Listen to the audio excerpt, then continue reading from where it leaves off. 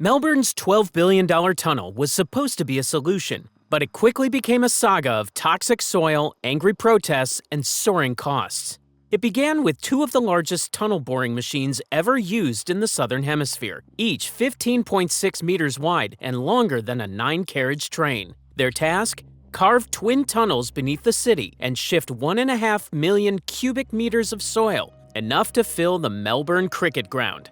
The goal was bold: cut congestion, take 9,000 trucks a day off local streets, and finally fix Melbourne's traffic crisis with a $5.5 billion plan. But instead, that plan doubled in price, dragged through delays, and turned into one of Australia's most troubled builds. So how did a project designed to save Melbourne from gridlock spiral into disaster? Let's find out. To understand why Melbourne took such a big gamble on a tunnel of this size, we have to look at one structure: the West Gate Bridge. This bridge stretches across the Yarra River and has been Melbourne's lifeline since the 1970s. It connects the fast-growing western suburbs with the city, and it carries the endless trucks heading to the Port of Melbourne. But there's a problem. It's been packed for years. More than 200,000 vehicles squeeze across it every single day. One crash, one breakdown, and suddenly the whole city can come to a standstill. And for people living in Melbourne's inner west, things have been even worse. Huge freight trucks roar through streets like Francis Street and Somerville Road, rattling homes and filling the air with diesel fumes. Imagine living with that noise and pollution every day. It's no surprise that local communities have been demanding change. Councils called for truck bans. State leaders kept looking for answers. But what kind of solution could fix all this? At first, the idea seemed small. In 2014, the plan was a $680 million Westgate distributor, a simple freight road that would keep trucks away from homes. But that plan didn't stay small for long. Soon, infrastructure giant Transurban stepped in with a far bigger vision. Why settle for a short-term fix when you could reshape the entire system? Their idea was bold. Instead of just patching things up, why not build a brand new crossing? A pair of deep tunnels under Yarraville would link the Westgate Freeway straight to CityLink and the Port of Melbourne. On top of that, a brand new bridge over the Maribyrnong River would rise, and an elevated road would soar above Footscray Road. And to make room for it all, the Westgate Freeway itself would be widened from 8 lanes to 12.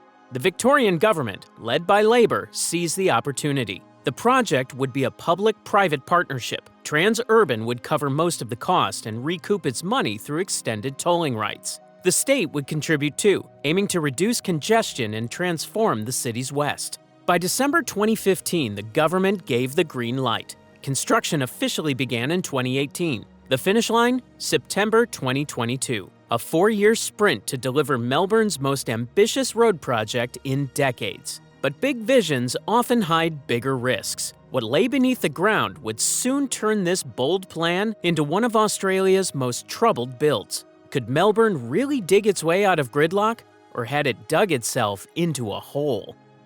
At the center of the Westgate Tunnel stood two engineering giants, Bella and Vita. These weren't ordinary machines. They were the largest tunnel boring machines ever used in the Southern Hemisphere. Just how big were they? Each cutter head measured 15.6 meters across, wide enough to fit 3 lanes of traffic side by side. Imagine that! With unstoppable force, the cutter heads chewed through everything in their path: hard basalt rock, broken mudstone, and even soft clay. But the scale didn't stop there. Behind those spinning faces stretched 90 meters of steel and machinery, like an underground train carrying an entire factory. Working inside felt more like being in a submarine. Crews had to endure pressurized air, and strict limits decided how long they could stay before decompressing. It wasn't just tough, it was dangerous. So what were these machines doing underground? They weren't only digging, they were building the tunnel as they moved forward. Massive hydraulic arms lifted precast concrete panels, slotting them perfectly into place to create round, solid walls. At the same time, thousands of tons of soil were scraped out, moved back along conveyor belts, and hauled up to the surface each day.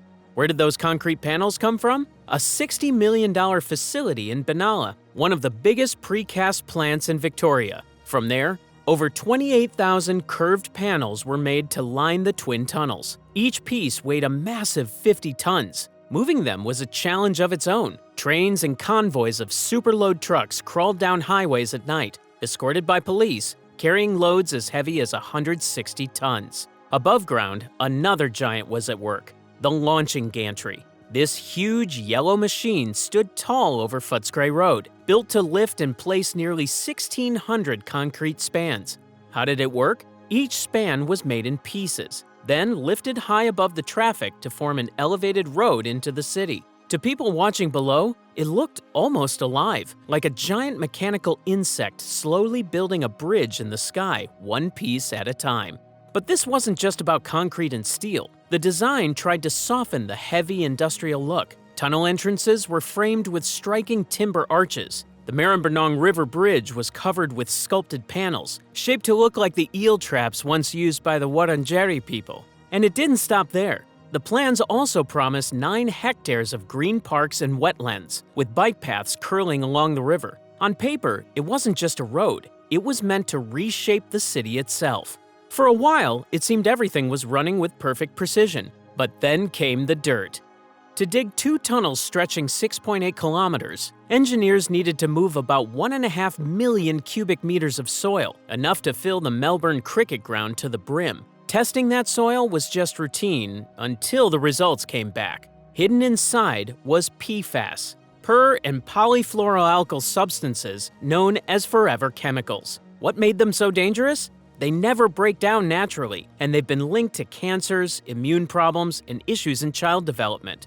In that moment, the Westgate Tunnel stopped being just a transport project. It had turned into something else entirely, an environmental crisis. Disposal became a nightmare. No Victorian landfill was licensed or ready to take in the massive amount of contaminated soil. So what happened? The TBMs, already built and ready to dig, had to shut down. For months, they sat idle, costing millions in lost time. Hundreds of workers were laid off. Legal fights broke out between the Victorian government, Transurban, and the builders, CPB contractors, and John Holland. Who was to blame? Each side pointed fingers, accusing the other of misjudging the risks, hiding costs, or failing to plan for a real solution. But it wasn't just the companies fighting. Communities near the planned dump sites were furious. In Bacchus Marsh, parents stood outside schools demanding safety for their children.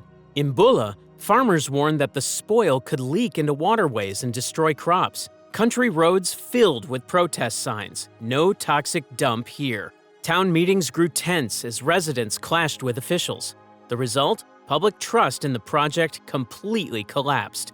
Under growing pressure, the state's Environmental Protection Authority rushed to act. The agency quickly approved spoil sites in Sunbury, Bulla, and Ravenhall. But was this the right move?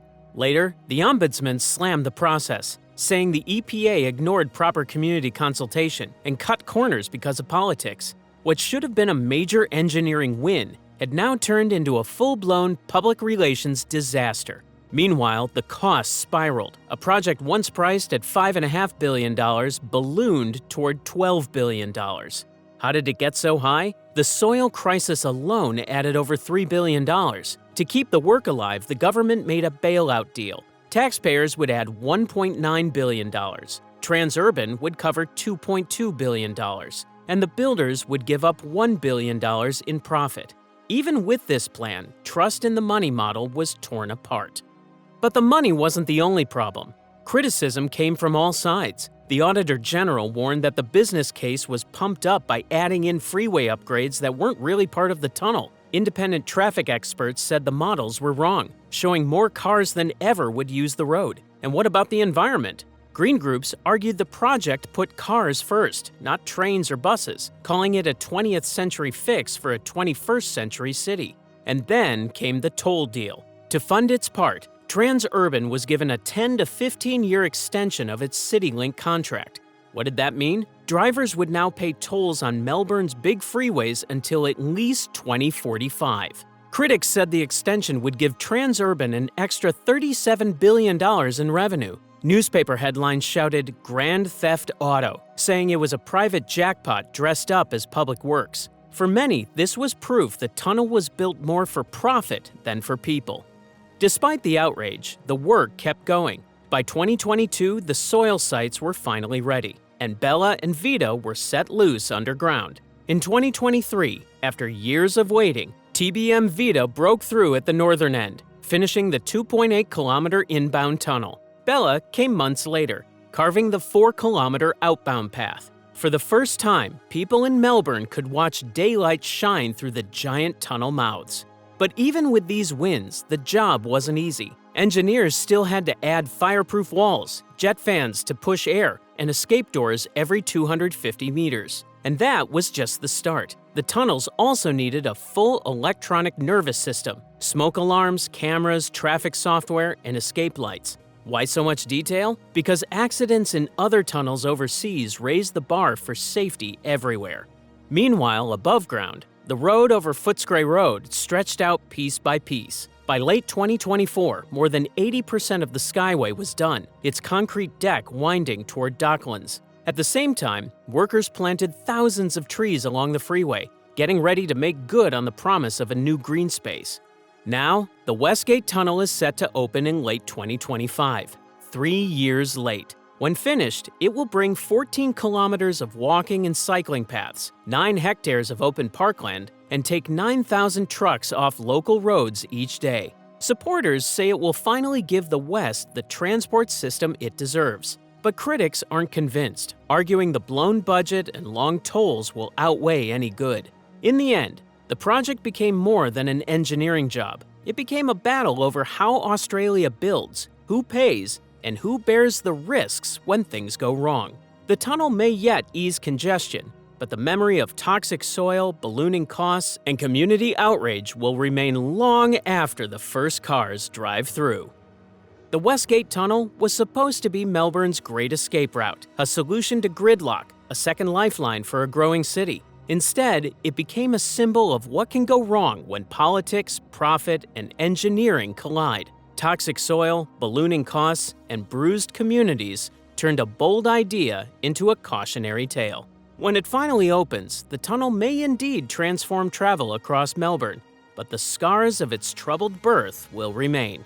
So, is this Australia's biggest infrastructure disaster, or simply the painful price of ambition? That's for you to decide. What do you think?